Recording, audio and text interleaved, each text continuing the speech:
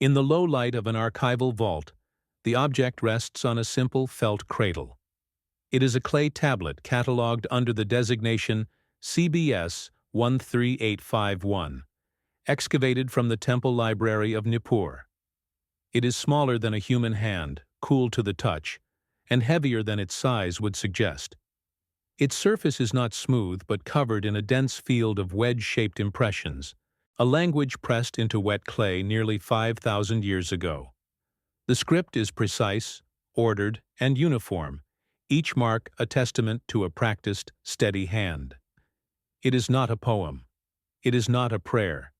It is a list, an accounting of functions, and the transfer of responsibilities from one authority to another, a document of cosmic administration.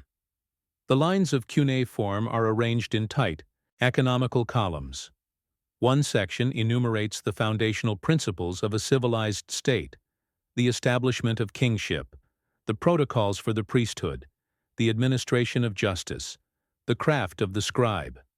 These are not presented as abstract ideals or divine gifts bestowed through revelation. Instead, they are listed with the dispassionate tone of an inventory. Each concept, each mi'i, as the Sumerians called it, is treated as a discrete operational asset, an item to be assigned, catalogued, and deployed. The text does not celebrate these principles.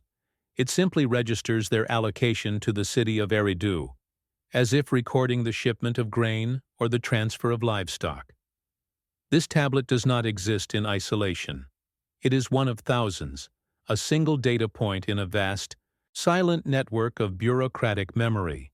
Here, in the climate-controlled stillness, surrounded by shelves of such records, the scale of the undertaking becomes palpable. Each tablet represents a moment of administrative diligence from an era we perceive as mythological. Yet the overwhelming impression is not of myth, but of meticulous procedure. The scribes of Sumer were not poets lost in divine epics. They were the first accountants, the first lawyers, the first managers of a complex system whose origins they felt compelled to document with an almost obsessive formality, as if their primary duty was to maintain the integrity of the record. One grows accustomed to the silence of these rooms, the way the air seems to carry the weight of dormant information. The hand of the scribe, the functionary who pressed these marks into clay, feels strangely present. There is no trace of personality in the script, no flourish or artistic deviation. The writing is an exercise in pure function, a replication of form that was likely taught and enforced with rigid discipline. This uniformity across millennia and across the ruins of dozens of cities is the first unsettling detail. It speaks not of individual storytellers preserving a cultural memory, but of a standardized protocol being executed consistently by an entire class of administrators. The true disturbance, however, lies in the subject matter treated with such procedural coldness. These are records detailing the architecture of reality itself. They outline how the world was organized, how human society was to be structured, and from where the authority for these structures originated. Yet the language remains flat, devoid of awe or reverence. It is the language of a legal charter or a corporate ledger. The establishment of a cosmic order is documented with the same grammatical structure used to record the payment of taxes. This dissonance creates a quiet, persistent question that lingers in the air of the archive. Why document the divine with the tools of mundane bureaucracy? The dust that settles on these shelves is a physical measure of time, each particle a witness to the slow decay of empires and the fading of languages. But the clay itself resists. It holds its information with a permanence that outlasts stone and metal. To sit with one of these tablets is to feel the immense chronological distance separating our world from theirs. It is to recognize that the thoughts and procedures recorded here were conceived in a cognitive landscape so ancient it may as well be alien. The logic is coherent, the system is internally consistent, but the foundational assumptions upon which it is built remain just beyond our intuitive grasp. And the pattern repeats. A similar tablet from the ruins of Eridu, written centuries apart from the one in Nippur, describes the same transfer of the same civilizational functions, using the same formulaic language. It is a repetition that undermines any interpretation of these texts as singular creation myths. Myths are fluid. They evolve and change with each telling. These records do not. They are copies of a master ledger, entries in a consistent and centrally managed database. The scribe of Eridu and the scribe of Nippur were not collaborating artists. They were auditors, independently verifying the same set of foundational accounts for their respective city-states. To remain with these kinds of records is to develop a different sense of time. To keep this space nearby is to acknowledge a story that unfolds not in years, but in the silent turning of millennia. The implications of this consistency are profound. If these are not myths, then they must be treated as what they claim to be: procedural documents. They record the establishment of a self-sustaining operational framework for human civilization. They read like the minutes of a meeting in which a founding board of directors establishes the bylaws of a corporation and then hands over operational control to local managers. The language is legalistic, functional, and concerned above all with the clear and unambiguous transfer of authority and the precise definition of roles and responsibilities. The narrative is one of delegation, not creation. This leaves us with a deep and unsettling problem, a question that is not found in the translated words, but in the structure that contains them. These documents meticulously record the source of authority, the laws of the system, and the functions assigned to humanity. They are a complete operational manual for a world order. But as we trace these records forward through time, from Sumer to Akkad, from Babylon to Assyria, we find the manual is still in use. The laws are still being cited. The functions are still being performed. The only thing missing from the record is any mention of the return of the original architects. The system they designed was left to run on its own. The Sumerian king list begins not with a man, but with a procedure. It states, with the placid finality of a legal charter, that after creation was complete, the institution of kingship was lowered from heaven. The text does not elaborate on the mechanism of this transfer. It simply records the event as the first entry in a long and unbroken chain of custody, the prime authorization upon which all subsequent political and social order would be built. There is no poetry in the statement. It is the opening clause of a cosmic constitution, establishing the source of all legitimate power in the world below. The first name entered into this ledger is Alulim. He is not described as a hero or a demigod. He is simply designated as the first king. His seat of power is recorded as Eridu, a specific, known location in the southern Mesopotamian alluvium. Beside his name, the scribe has noted the duration of his reign with administrative precision. The number is 28,800 years. It is written with the same dispassionate clarity as one might record a tally of grain sacks or a census of livestock. The scale of the number is not commented upon. It is simply the official figure. Following Alulim, the list continues to the reign of his successor, Alalangar. The same formula is applied. The name is recorded, and the duration of the reign is noted. For Alalangar, the scribes registered a term of 36,000 years. The number is larger. The period of time it represents even more difficult for the human mind to grasp, yet the method of its recording remains unchanged. It is data, entered into a column, part of an ongoing audit of cosmic governance. The scribe's duty was not to question the figure, but to ensure its accurate transmission. The administrative formula is then repeated, a recurring stamp of official procedure that structures the entire document. After the reigns of Alulim and Alalangar are concluded, the text states, in Eridu, 2 kings. They ruled for 64,800 years. The numbers are summed, the location is confirmed, and the entry is closed. Then the ledger notes a transfer. Then Eridu fell, and the kingship was taken to Bad Tibira. The language is that of a change in administrative centers, a relocation of the central authority from one city-state to another. The process is orderly, sequential, and absolute. In Bad Tibera, 3 kings are listed. Enmen-Lu-Ana, who ruled for 200 years. Enmen-Gal-Ana, who ruled for 800 years. And Dumuzid, the shepherd, whose term is listed as 36 years. For each, the same cold numerical accounting is applied. Their reigns are not chronicles of deeds or events. They are temporal blocks, units of time assigned to a name and a function within a continuous system of rule. The total is calculated and recorded. In Bad Tibera, 3 kings. They ruled for 108 years. The record is an exercise in meticulous, large-scale bookkeeping. A parallel set of records deals not with the administrators, but with the operating system itself. These are the lists of the Miao, the foundational principles of civilization. One tablet from the temple archives enumerates them as if they were inventory. The list includes over 100 discrete items, each a component of a functioning society.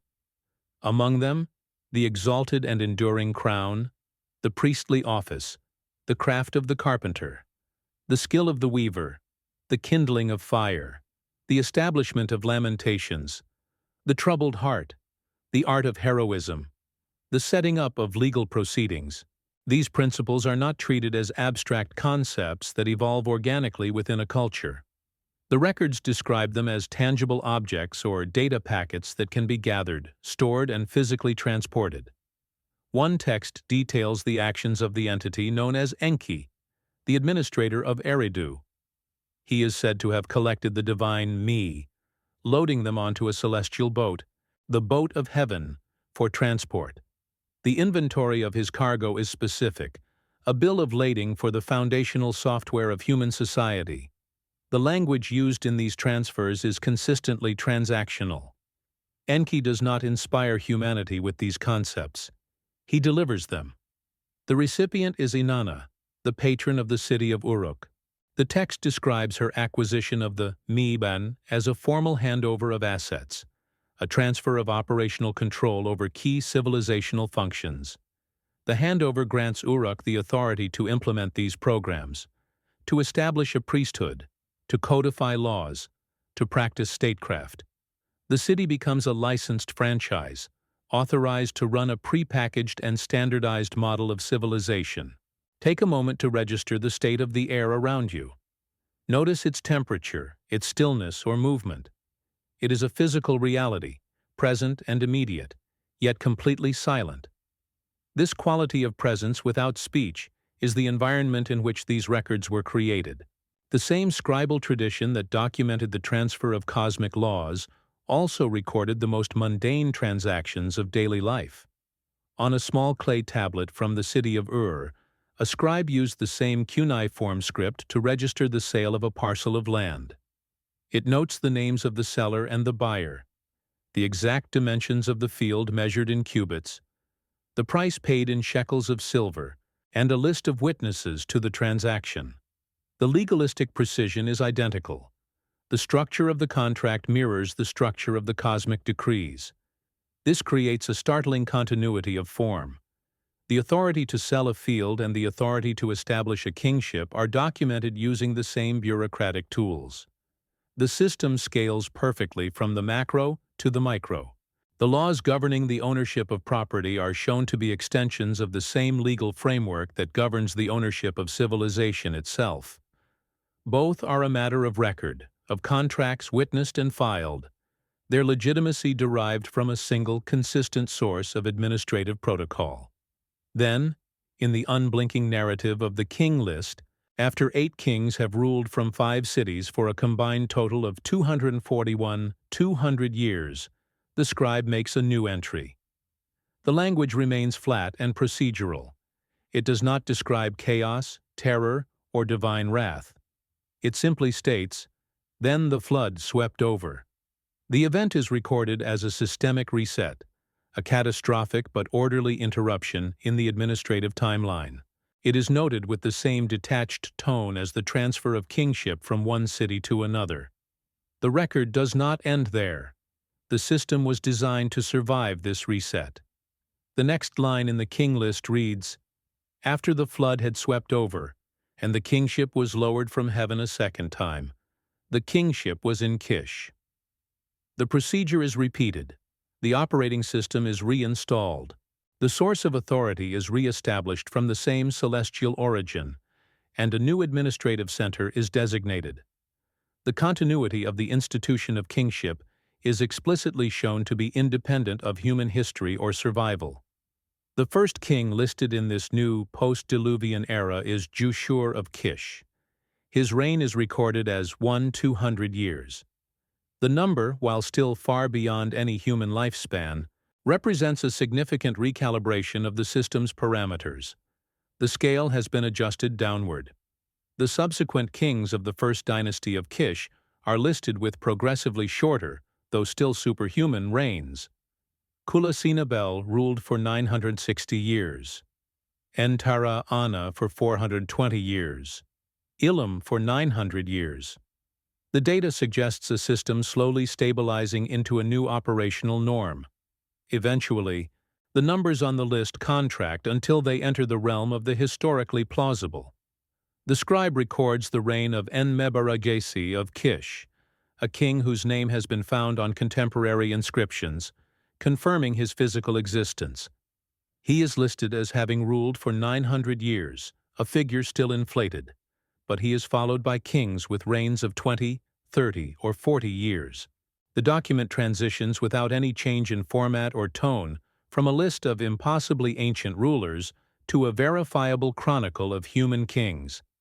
The administrative framework makes no distinction between them. This same framework is visible in other forms of documentation. A kuduru, or boundary stone, from the Kassite period, more than 1,000 years after the fall of Sumer, records a royal land grant. The text details the king's gift of a field to a loyal subject, listing its precise boundaries and the tax exemptions that come with it. Carved onto the stone are the symbols of the gods, Enlil, Anu, Ishtar. They are invoked not as objects of worship, but as witnesses and enforcers of the legal contract, their ancient authority still serving as the ultimate guarantor of property law. The law codes themselves demonstrate this persistence. The Code of Ur-Nammu, one of the earliest known legal documents, is a list of conditional statements. If a man knocks out the tooth of another man, he shall pay 2 shekels of silver. If a man, in the course of a scuffle, smashes the limb of another man with a club, he shall pay 1 mina of silver. These are not divine commandments. They are clauses in a civil and criminal code, a system of standardized penalties for specific infractions. It is a system designed for predictable, repeatable application. Centuries later, long after the Sumerian language had ceased to be spoken, Babylonian astronomers continued to maintain observational diaries. On one tablet, a scribe notes the celestial position of the planet Venus on a specific night. He records its rising and setting times with mathematical precision. But he still refers to the planet by one of its ancient Sumerian titles, associating it with the goddess Inanna. The ancient functions, the original designations from the foundational lists, were still being tracked. The system was still running. An archivist's table under the low, focused light of a single lamp becomes a field of comparison. Facsimiles of the tablets are laid out in a careful grid. In the center, the Nippur king list, its columns of names and numbers stark and linear. To its left, a tablet detailing the transfer of the Mi to Inanna of Uruk. To its right, a palm-sized contract from Ur, recording the sale of a plot of land for a handful of silver shekels. They are separated by millennia, by function, by scale. Yet, as the researcher's finger traces the lines of cuneiform, the first deep pattern begins to surface not in the content, but in the unyielding structure of the language itself. It is a language of pure procedure. The observation is a technical one, born from the slow work of translation and structural analysis. The grammatical forms used to document the descent of kingship from a celestial source are indistinguishable from those used to itemize the components of civilization, and these, in turn, are identical to the clauses that bind a simple commercial transaction. There is no shift in tone, no change in syntax, to denote the sacred from the profane. The scribal tradition appears to possess only one mode of formal documentation, that of a legal charter or an administrative ledger. It is a single standardized template applied universally to the governance of heaven and earth alike. This shared structure forces a connection between otherwise disparate records. The act of lowering kingship from heaven, as recorded in the king list, and the act of Enki loading the me onto the boat of heaven for delivery, cease to be unique mythological events. They become two documented instances of the same fundamental procedure, the authorized transfer of a specific operational asset from a higher administrative tier to a designated terrestrial agent. Both are recorded as logistical operations, a formal handover of authority and function, documented with the dispassionate precision of a shipping manifest. The system's protocol for delegation is consistent. Here, the pattern solidifies. It does not matter if the asset being transferred is the abstract right to rule for a period of 800 years, or the tangible skill set required for metallurgy or temple construction. In every case, the source of the asset is external to the human sphere. Its legitimacy is derived from this external origin, and its implementation on Earth is framed as the execution of a pre-authorized decree. The records do not describe the invention of civilization. They document its installation. They are not stories of creation, but the meticulous minutes of a grand and orderly distribution of cosmic property. The researcher, aligning these texts, sees how this standardized protocol operates across all scales, the same legalistic framework that underpins the macro-political organization of the state, the establishment of a dynasty, the transfer of capital from one city to another, is also the foundation for the micro-social order. It governs the right to practice a trade, the penalty for a civil infraction, the ownership of a canal-side field. This suggests a deeply integrated worldview, one in which all aspects of reality were seen as components of a single, unified administrative system, governed by a consistent and universally applicable set of bylaws. To remain here, watching these connections surface from the silent clay, is to become part of this slow reading of the past. It is to recognize a logic that operates just beneath the surface of the words. The focus shifts to the numbers, those impossible spans of time recorded in the pre-Diluvian section of the king list. When plotted on a simple chart, the reigns of the first 8 kings do not appear random or allegorical. They are specific, discrete quantities: 28, 800, 36, 43, 200, 18, 600. These are not the vague poetic numbers of myth. They are precise figures, entered into a ledger by a scribe who saw no need to comment on their magnitude. The pattern here is not just the scale, but the specificity. It is the data of an accountant, not the hyperbole of a storyteller. This numerical pattern becomes even more pronounced when the researcher charts the reigns immediately following the flood. The data shows a clear, non-random downward trend. From Jushur's 200 years to Kulasinabel's 960, down to the historically verifiable reigns of a few decades. It is not an abrupt break between a mythical age and a historical one. Instead, the numbers suggest a gradual, controlled recalibration of a single, continuous system. The fundamental variable, the duration of a king's operational mandate, was being systematically adjusted over time, as if the system was settling into a new equilibrium after a major disruption. Now, a new layer of comparison is possible. The researcher places the timeline of the king list parallel to the functional inventory of the me decrees. A striking symmetry emerges. The king list provides the temporal and authoritative framework of the system, who is authorized to rule, and for how long. The me lists provide the functional software of the system, what those rulers are authorized to implement, from law and religion to arts and crafts. They are two halves of a complete operational manual, one detailing the hardware of governance, the other detailing the programs it is designed to run. Within this emerging model, the flood ceases to be a mere narrative interruption. It becomes a critical data point about the system's core design. The researcher isolates the line on the tablet, a simple declarative sentence lodged between two vast lists of kings. Then the flood swept over. The language is that of an event log, a notation of systemic failure or a scheduled shutdown.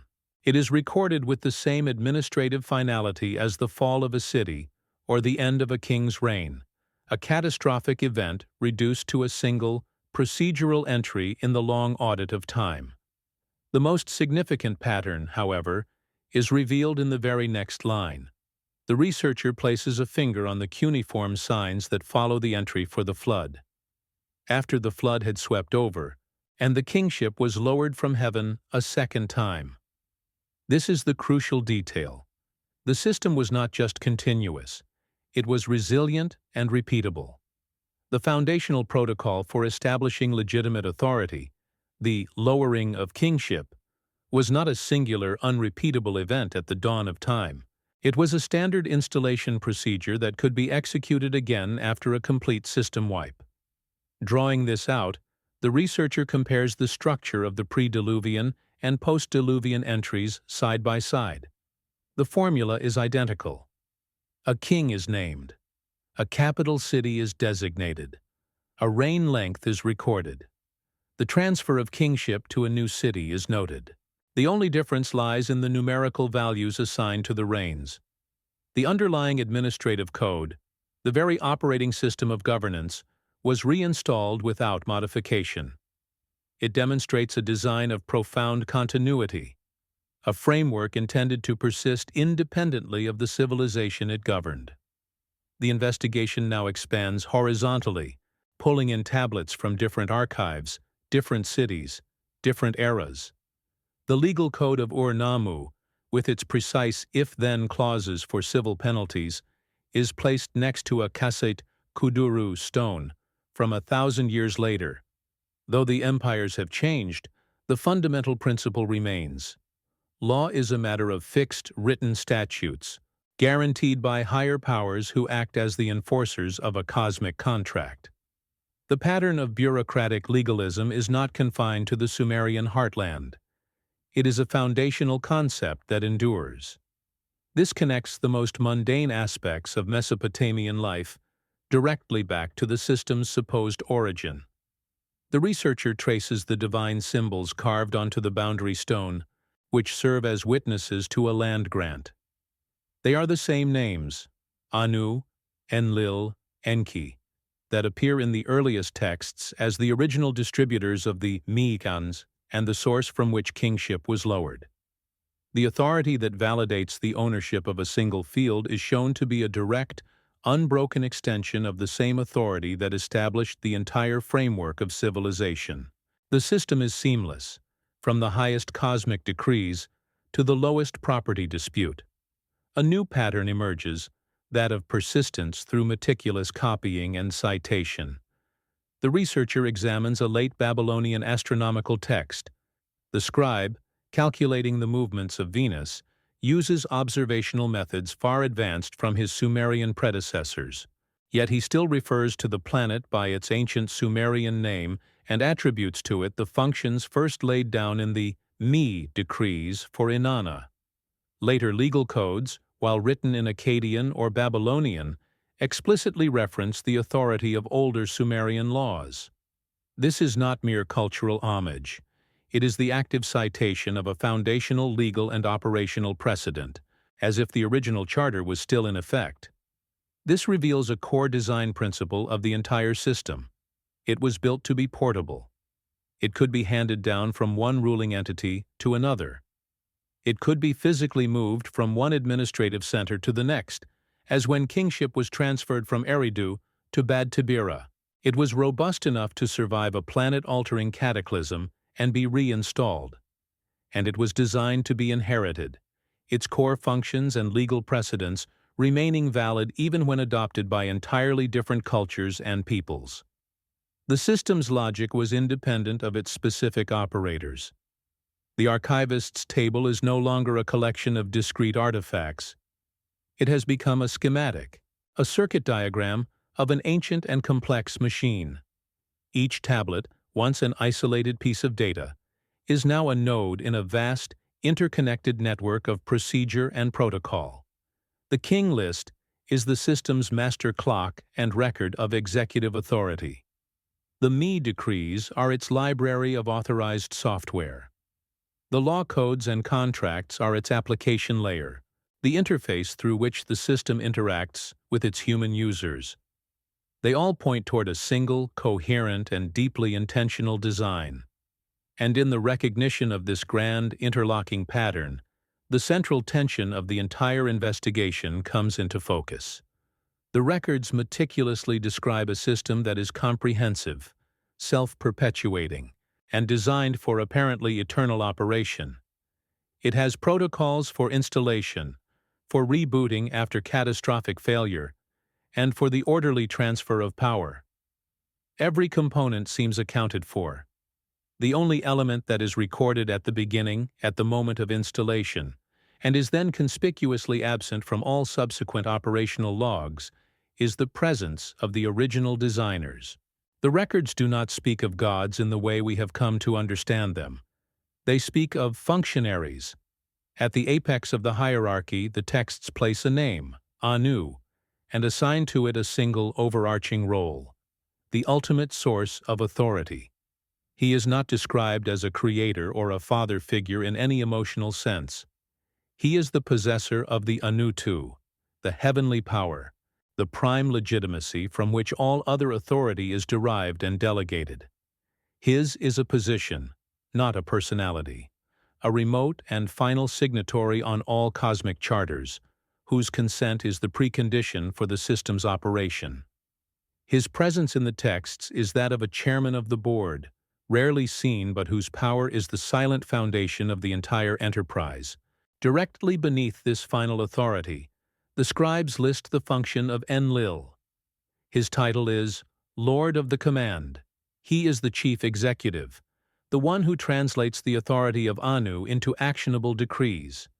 The texts describe him as the one who pronounces the destinies, the enforcer of the cosmic order. It is to Enlil that kingship is entrusted for distribution. He holds the Tablet of Destinies, an object described not as a symbol, but as a literal instrument of power, the master key to the system's controls. His role is not to create, but to manage and execute the grand strategy. He is the administrator of the world's fate, a position of immense power, but one that is still defined as a service to the larger structure. The third primary function detailed in the administrative records is that of Enki. Where Anu is the source, and Enlil is the enforcer, Enki is the organizer, the master craftsman, the chief operating officer. He is the one who establishes the intricate order of the world, assigning tasks, laying out the plans for cities, and digging the great canals. It is Enki who gathers the Me, the civilizational programs, and distributes them to human centers like Eridu and Uruk. His actions are not those of a capricious nature deity. They are the methodical work of a cosmic engineer, a project manager tasked with implementing the detailed architecture of a new, functioning world. He is the system's great troubleshooter. A quiet observation forms as the researcher lays these roles side by side. This is not a pantheon born of human awe before the forces of nature. It is an organizational chart. The distribution of power is clear, hierarchical, and based on a division of labor. Anu provides the legitimacy. Enlil provides the executive command. Enki provides the technical implementation. The structure is that of a corporation or a state, with a clear chain of command and distinct departmental responsibilities. The divine world described by the Sumerian scribes is, first and foremost, a bureaucracy, and its highest figures are its senior administrators. This functional understanding reframes every narrative. The creation of humanity, as described in the Atrahasis epic, is not a sacred act of love but a pragmatic solution to a labor problem. The texts record a complaint, a revolt, from a lower class of administrative beings, the Igigi, who were tasked with the physical labor of maintaining the system. Their refusal to continue working created a crisis. Enki's proposal to engineer a new class of being, the Lulu Amelu, or mixed worker, Ezinchai, is presented as a managerial decision designed to restore operational stability. Humanity was created to bear the workload, to be the new labor force for the cosmic state. The texts even describe the formal body through which these decisions were made. A council, the Ukin. This was not an informal gathering but a structured assembly of the highest-ranking Anunnaki, where proposals were debated and decrees were ratified. The existence of such a council is a critical detail. It suggests that power was not absolute or autocratic, even at the highest levels. Major actions, including the decision to permit the flood to wipe the slate clean, were subject to a formal deliberative process. The system of governance was constitutional, not tyrannical. The role of the Igigi themselves provides another layer of functional detail. They are consistently described as a subordinate class, a junior cadre of administrators.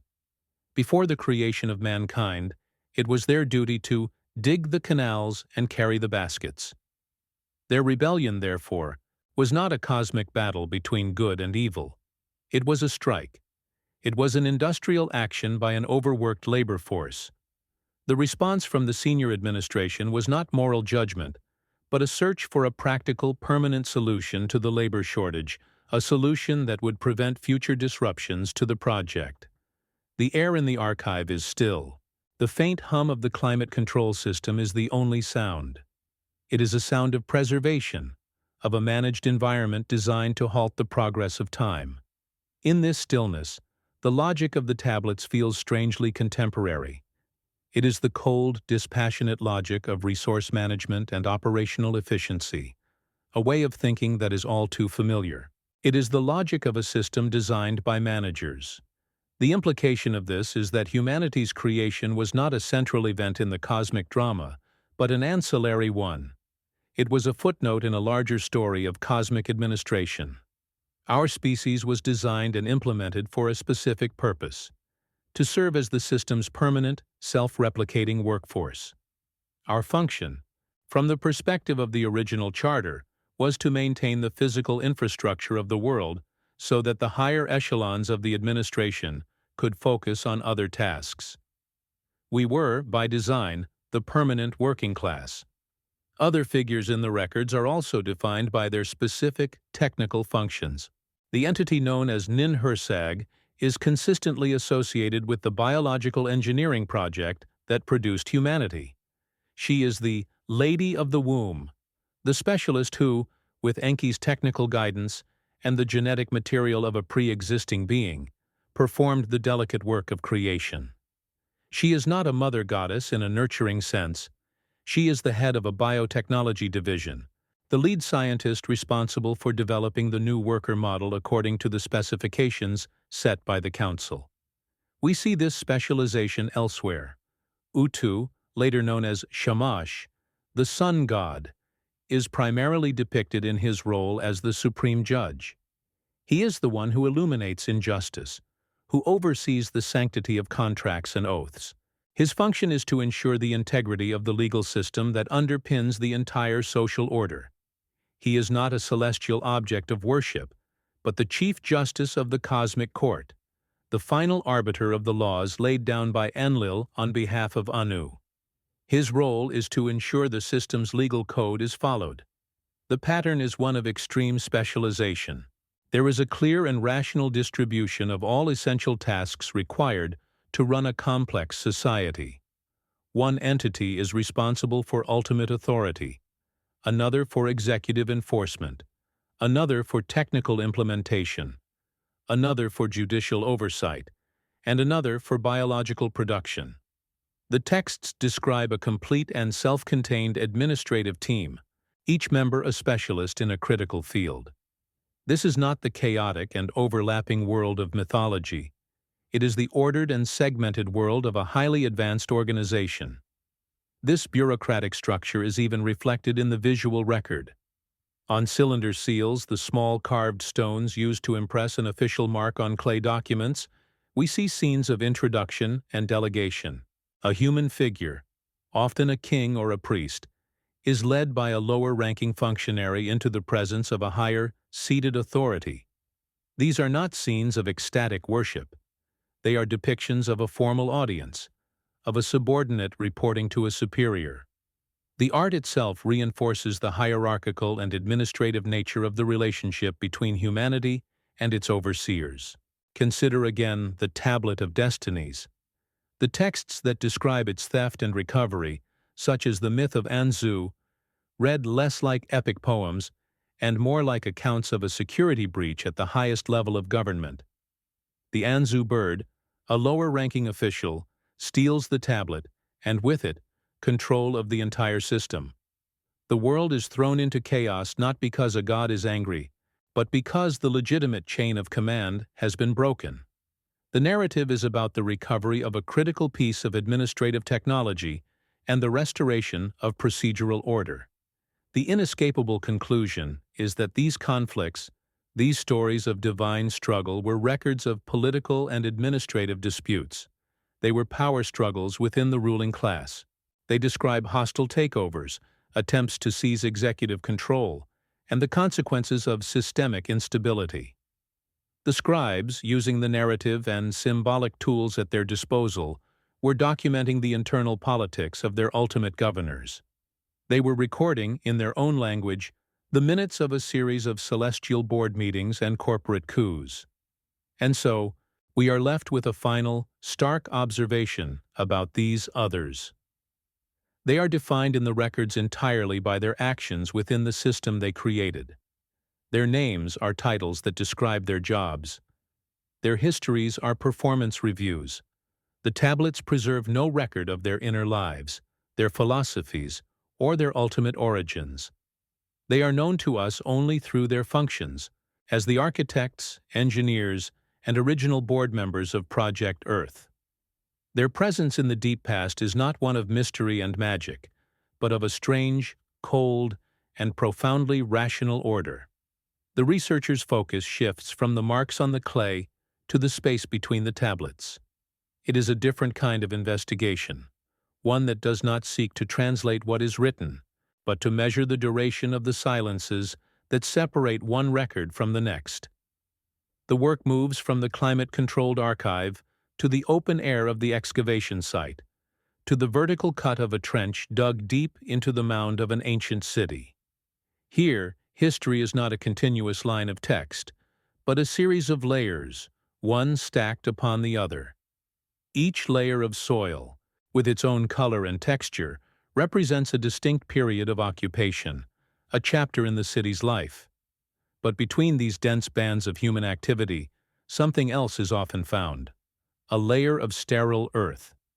This sterile layer is a physical manifestation of silence in the geological record. It can be a thin band of black ash, the residue of a citywide fire, or a thicker deposit of smooth, water-laid silt, the footprint of a devastating flood. In other cases, it is simply clean, empty earth, containing no pottery shards, no animal bones, no discarded tools. It is a sign of abandonment, a period of unknown length when the city was empty, when the wind blew dust into the streets, and no scribe was present to record the passage of time. This layer is an interruption, a physical gap in the story that no tablet can ever fully explain. It is the antagonist of time made visible, a scar in the earth itself. The archaeologist's trowel scrapes against this layer, revealing its clean, uniform surface. Below it lies the dense, artifact-rich soil of a thriving metropolis. Above it, the same. But here, in this distinct band, there is nothing. This is not merely an absence of data. It is the data of absence. It tells a story of a complete and catastrophic break in the continuity of life, and therefore, in the continuity of the record. The administrative system, with its meticulous lists and contracts, required a functioning city to exist. When the city fell silent, so too did the scribal schools, the temple archives, and the royal courts. The system, for a time, had no hardware on which to run. One can stand in such a trench, with a hand resting on a wall of earth that represents 1,000 years of history, and feel the physical weight of that empty space. The silence it represents is profound. It is the quiet of empty houses, of markets with no merchants, of temples with no priests. It is the sound of a system being shut down, of an entire node in the network going dark. The reasons are lost, buried in the very silence the layer represents. The records that might have explained the catastrophe were likely destroyed in the event itself, leaving only this stark, material evidence of a story that has been permanently lost to the quiet earth.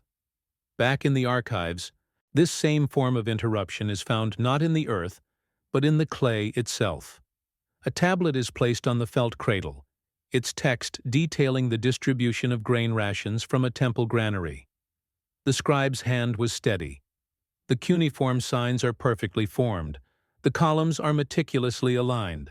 But a diagonal fracture runs across the lower third of the object. The break is ancient, the edges worn smooth by millennia of burial.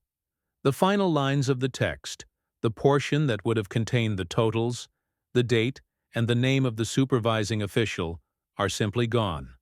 The record is incomplete, its final validating data lost to a moment of physical violence. This is not an isolated incident. The great libraries of Mesopotamia are, for the most part, libraries of fragments. The collection of tablets from the Royal Library of Ashurbanipal at Nineveh, one of the most important archives ever discovered, was found in a state of chaos. The palace had been sacked and burned by a coalition of Babylonians, Scythians, and Medes in 612 BCE. The intense heat of the fire baked the clay tablets, preserving them, but the collapse of the building shattered them into tens of thousands of pieces. The work of modern scholars is often that of assembling a vast, three-dimensional jigsaw puzzle where most of the pieces are missing forever. The result is a record riddled with holes. A royal chronicle will break off just before a key battle. A list of laws will have the penalties for a specific crime missing from the text. A mythological narrative will lose its conclusion, leaving the fate of its protagonist unresolved. The invisible antagonist is not just time, but deliberate destruction. The burning of a library was not just an act of war. It was an act of erasure, an attempt to silence a competing version of history, to destroy the administrative and legal foundations of a rival power. The empty spaces in these texts are the battle scars of ancient information warfare. What is most unsettling is the silence of the scribes themselves in the face of these collapses. The administrative records continue with their placid, procedural tone right up to the very end. There are no panicked entries, no final testaments written as the enemy breaches the city walls. The meticulous accounting of temple sheep and the dispassionate recording of celestial omens simply stop. The final tablet from a destroyed city is often a mundane receipt for a shipment of beer or a standard legal contract. The scribal class, the memory of the state, did not record its own extinction. The system they served was designed to document continuity, not its own catastrophic failure. This invites a moment of quiet contemplation. Register the space between the words you are hearing. That space, that pause, is a form of silence. It is in these unrecorded intervals, these fractures in the clay, that the true nature of this historical record is felt. The story is not just in the words that have survived, but in the vast, silent library of words that have not. A more subtle, yet more profound silence descends upon the record with the rise of the Akkadian Empire under Sargon the Great. This was not a collapse, but a conquest and an assimilation. For the first time, a Semitic-speaking power came to rule over the Sumerian city-states. Administratively, the transition was, at first, seamless. The Akkadians adopted the cuneiform script, the legal forms, and the bureaucratic structures of the Sumerians they had conquered.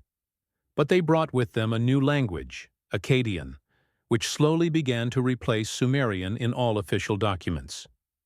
This linguistic shift represents a fundamental break. Sumerian, the original language of the administrative system, the language in which the me were first listed and kingship was first lowered from heaven, became a dead language.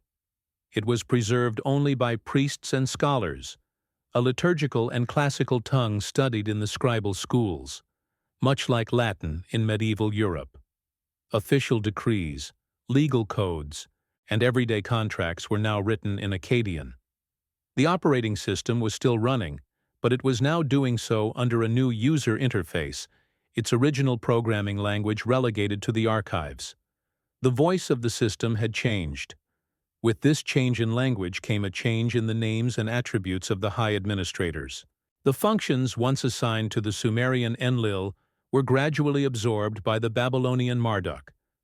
The role of Inanna was mapped onto the Semitic Ishtar. The original names from the foundational charters, Anu, Enlil, Enki, began to recede from the active record. They were still revered as ancestors of the new gods, but they were no longer the primary addressees in state correspondence. They became figures of a classical past, their authority cited but no longer directly engaged with. The original board of directors had been emeritus ed.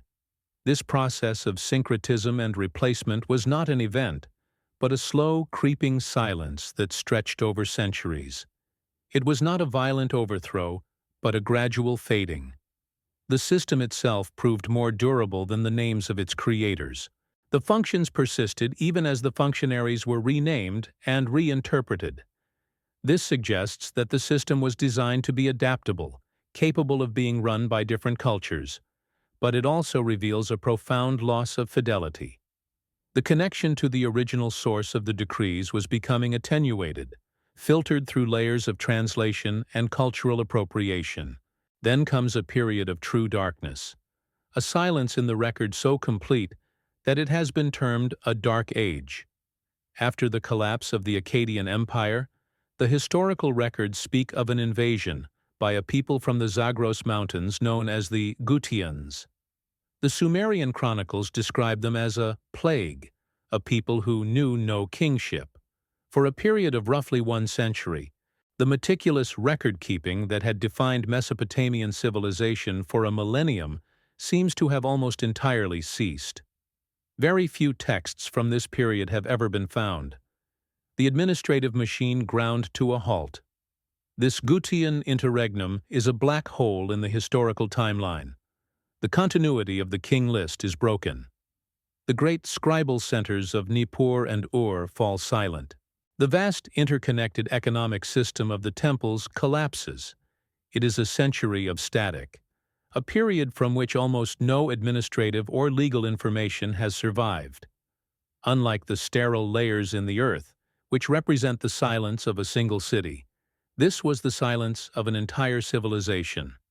It was a demonstration that the system, for all its apparent resilience, was not invulnerable. It could be brought down, and its memory could be almost completely erased. When the light returns, it is with the so-called Neo-Sumerian Renaissance, under kings like Gudea of Lagash and Ur-Nammu of Ur. These rulers made a conscious and deliberate effort to restore the old Sumerian ways. They rebuilt the ancient temples according to their original plans. They began writing in Sumerian again for their official inscriptions. Ur-Nammu issued one of the first great law codes, a document that consciously harked back to the legal traditions of the old Sumerian city-states. It was a powerful act of cultural and political restoration. But this very act of restoration is an admission of a profound loss. It is an acknowledgement that the continuity had been broken, that the original system had failed and needed to be rebooted from archival copies. The scribes of Ur-Nammu's era were not just continuing a living tradition. They were engaging in an act of archaeology, studying and reviving the texts of their ancestors to rebuild a world that had been lost. The silence of the Gutian period had created an unbridgeable gap between their time and the time of the original decrees. They were now working from a copy, not the original. The act concludes with the image of a bilingual tablet from this later period, resting under the archivist's lamp. On one side, a hymn is written in the classical, revered Sumerian. On the other side, line by line, is its translation into the living, spoken language of Akkadian. This object, a tool for study and translation, is the most eloquent proof of the silence that has fallen. It exists only because the original language of the system was no longer understood. It is a monument not to knowledge, but to the memory of a knowledge that was lost, a bridge built across a silent chasm. The accumulated weight of the record, the cold data of the king list, the functional inventory of the me, the unyielding legalism of the contracts, ceases to be a collection of historical curiosities. It becomes a single, coherent body of evidence pointing toward a conclusion that is not written in any of the texts, but is implied by their total structure.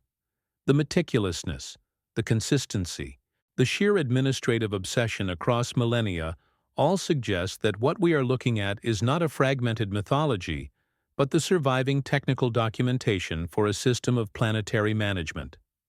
The pattern is too strong to be the product of coincidence or the scattered work of poets. It is the unmistakable signature of a single, rational, and overarching design. This recognition forces a fundamental shift in perspective. If we accept the records as what they appear to be, procedural documents, then every recorded event must be interpreted through a functional, rather than a narrative, lens. This includes the final, most consequential event of all, the departure of the system's original administrators. Within a purely administrative framework, their withdrawal is not a story of abandonment or a fall from grace. It must be seen as another procedural step, a planned and perhaps even necessary phase in the system's long-term operational life cycle. Their physical absence becomes a feature of the design, not a failure of it. The implication is that the system was built for a specific purpose, to function autonomously. The long, slow process of establishing kingship, codifying laws, and distributing the arts of civilization was not merely the creation of a society. It was the programming and deployment of a self-sustaining machine. The final act of its architects, their withdrawal from direct oversight, was the logical conclusion of this process. It was the moment the machine was switched on and left to run its course. Their departure was the ultimate expression of the design's success, proof that their physical presence was no longer required for the world's orderly operation. This reframes the entire human story as it was understood by the Sumerians. Humanity was not a species left to fend for itself. It was a core component of the machine, a biological workforce engineered and installed to perform the necessary maintenance and operational tasks. The transfer of the me was not a gift of divine knowledge. It was the loading of the necessary software protocols to allow this component to function correctly. From this perspective, our history is not our own. It is the recorded output of a pre-programmed system executing its long-term directives. The world itself, then, becomes a kind of artifact. The structures of our societies, the hierarchies of power, the very notion of law and contract, these are not the products of organic human evolution. They are the persistent echoes of the original operating system. We are living inside the architecture of an ancient design, following rules and procedures whose origins we have long forgotten. The system is so deeply embedded, so fundamentally a part of our reality, that we no longer perceive it as a construct. We mistake the software for the world. This creates an unnerving sense of legal continuity. The authority that flowed from Anu, through Enlil, to the first king of Eridu, was never formally rescinded in the records. It was delegated, transferred, and inherited through an unbroken chain of custody. Every subsequent empire that adopted Mesopotamian administrative forms, Akkad, Babylon, Assyria, was, perhaps unknowingly, plugging into this ancient power grid. They were operating under the license of the original charter. Their legitimacy ultimately derived from a cosmic contract whose signatories were no longer present at the negotiating table. Even the great silences in the record, the periods of collapse and erasure, take on a new, more sinister meaning. They cease to be historical accidents. They become tests of the system's resilience, periodic stress tests that demonstrate its ability to reboot and restore its core functions even after catastrophic failure. The Neo-Sumerian Renaissance was not just a cultural revival. It was a system recovery, a successful restoration from a backup file. The silences prove that the design was intended to outlast not just kings and cities, but entire civilizations. The timescale implied by this is difficult to comprehend.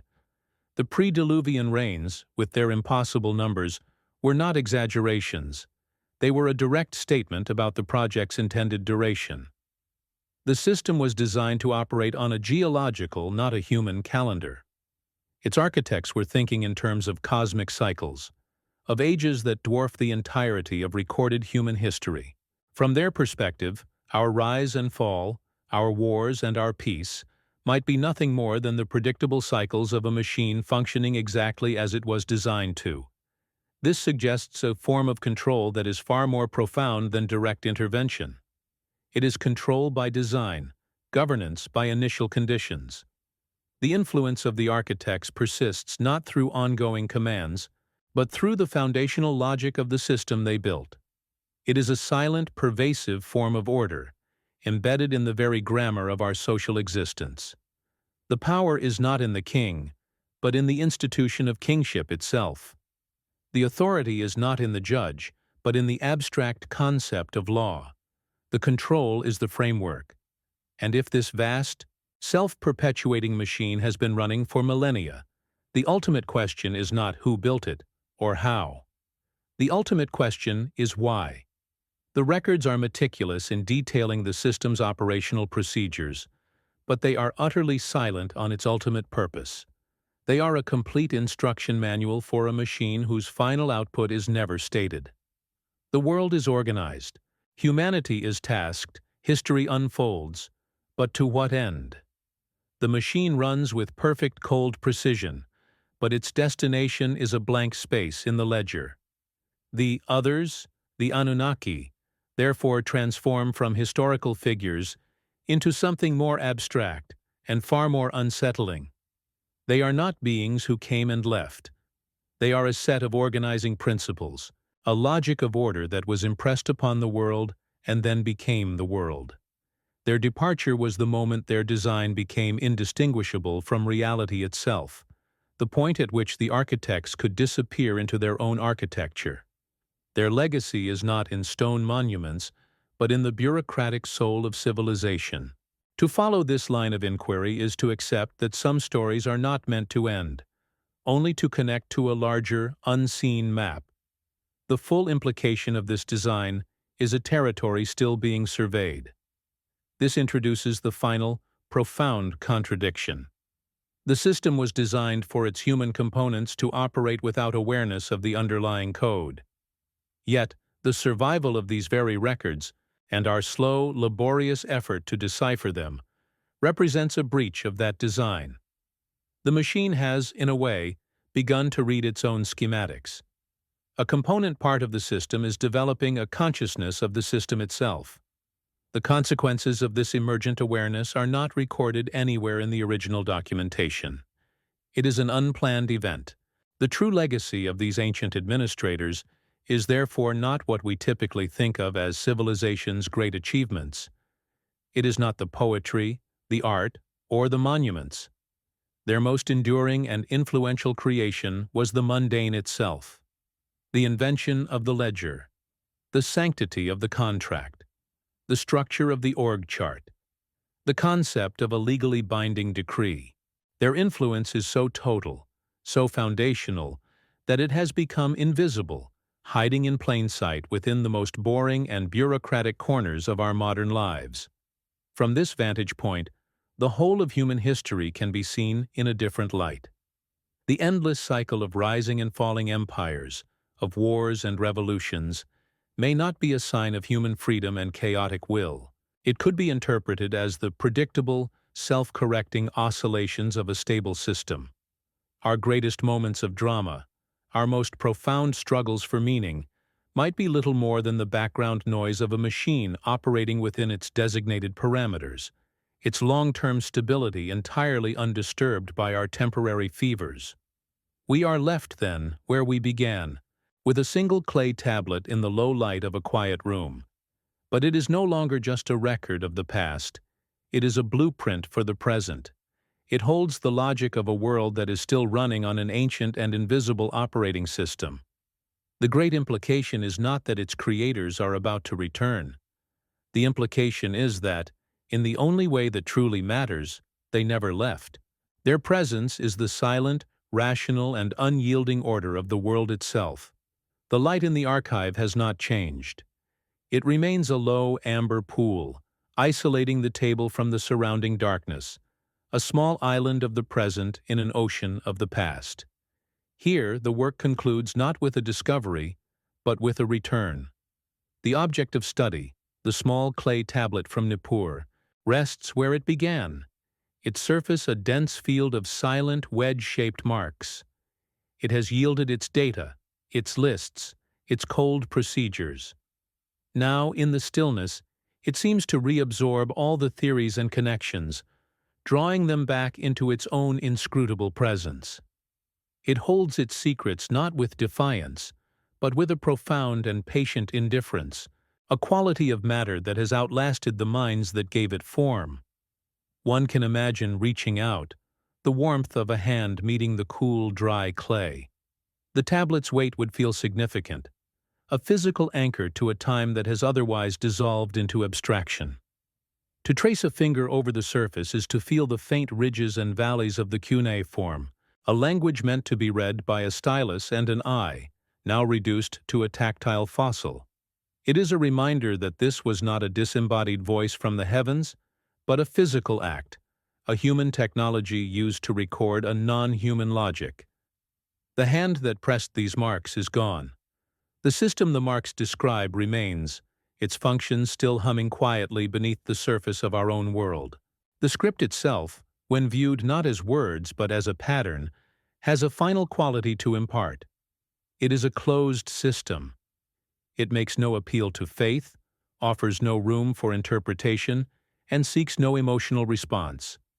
It is a declaration of an existing order, a statement of accounts for a reality that was already in place. The text does not seek to persuade. It merely documents. It is the constitution of a world that was established, not created, its bylaws written by an unseen legislature and left for others to administer. To sit with it is to feel the immense, unbreachable confidence of its authors, who saw no need to justify their design. The scribe who made this tablet was not an author. He was a conduit, a terminal through which the system recorded its own state. His training would have been rigorous, focused on the perfect replication of signs, the precise application of administrative formulas.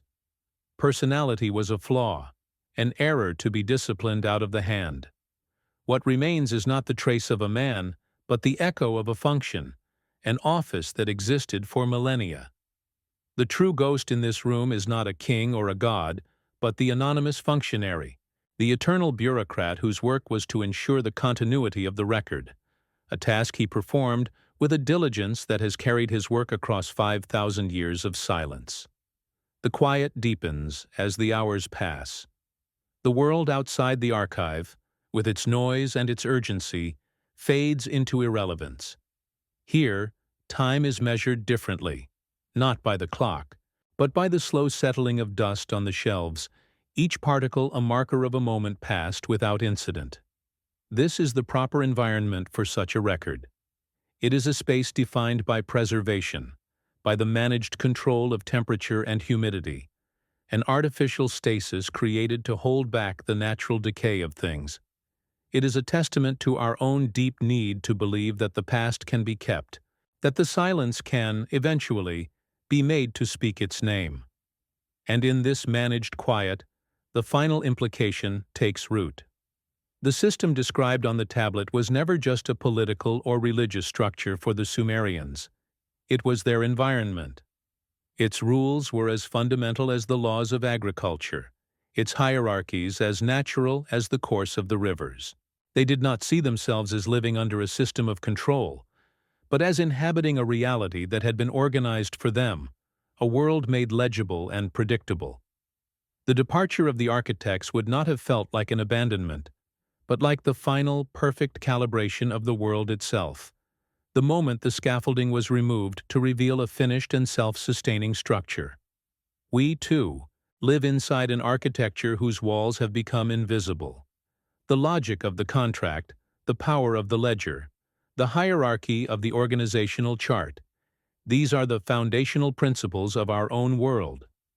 We have inherited this operating system, this ancient software for the management of complex societies. It runs silently in the background of our lives, its assumptions so deeply embedded that we mistake them for natural law. We still live in the house they built, walking its halls, obeying its rules, all while having forgotten the names of the original designers. The system has become the world. The question of purpose, therefore, remains suspended in the air. The records are a complete manual on how the world was to be run, but they contain no preface explaining why. The machine was designed for perpetual operation, for resilience against catastrophic failure, for the orderly transfer of power. It is a work of profound and unsettling genius. But its ultimate product, the final output of this vast, planetary-scale enterprise, is never specified. The final column in the great cosmic ledger, the one that would give meaning to all the others, has been left blank. Now, a strange reversal occurs. For so long, we have been the observers, the decipherers, the ones looking back through the long tunnel of time at this silent, distant object. But in the final quiet of the archive, the tablet seems to look back. It is a mirror reflecting not our image, but the structure of our own thought, the bureaucratic logic we have inherited. It does not judge, it does not speak. It simply presents the evidence of our own inherited design, forcing us to recognize the ancient patterns that still govern our own behavior. The object of study has become the student of its students. This act of recognition may be the only part of the story that was not planned. The system was designed for its human components to operate without self-awareness, to perform their functions without questioning the underlying code. Our slow, methodical work of excavation and translation, this long vigil with their records, is an anomaly. A component part of the machine has begun to read its own schematic. This emergent consciousness is the one variable that the original design may not have accounted for, a quiet and unpredictable deviation in a system built for perfect order. And so, the question of presence dissolves into a more difficult one. What does it mean for a creator to be absent if their design continues to function with perfect fidelity? If a set of laws, once decreed, becomes so embedded in the fabric of a society that it enforces itself, is the lawgiver truly gone? The Anunnaki may have withdrawn their physical persons from the record, but their authority, their logic, their particular way of structuring reality, has remained. Perhaps this was the final and greatest transfer of power, the moment the system became so total that it no longer needed a visible administrator, having become its own eternal and unyielding king. Outside, the wind moves across the Iraqi desert, a slow, patient exhalation of time. It shifts the sand, uncovering the edge of a wall for a season before burying it again. The ruins of Eridu and Nippur lie silent beneath this shifting shroud, their great temples and archives reduced to low mounds in the earth, indistinguishable from the surrounding landscape.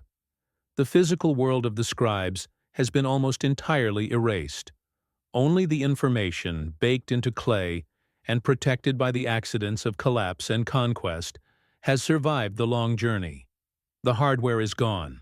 The software is still running. Above the desert, the night sky is clear and cold. The constellations turn in their slow, predictable cycles, the same celestial clockwork that the Babylonian astronomers recorded on their own tablets. They saw in these movements the same divine order, the same system of predictable destinies that they saw in the laws of their cities. The macrocosm and the microcosm were one, governed by the same set of unchangeable rules, all part of a single unified administration. The scale of the design was always meant to be total, from the orbit of a planet to the payment of a debt. The archivist switches off the lamp. The tablet disappears into the darkness, its text once again unreadable, its physical form dissolving into the quiet of the room. Nothing has been solved. No final answer has been given. The object returns to its silence, its purpose fulfilled not by being understood, but by being remembered. It is a single, solid point of fact in a story that has otherwise turned to myth and shadow. It remains, a quiet testament to a system of order so profound, so complete, that it did not need to be eternal, only to be inescapable.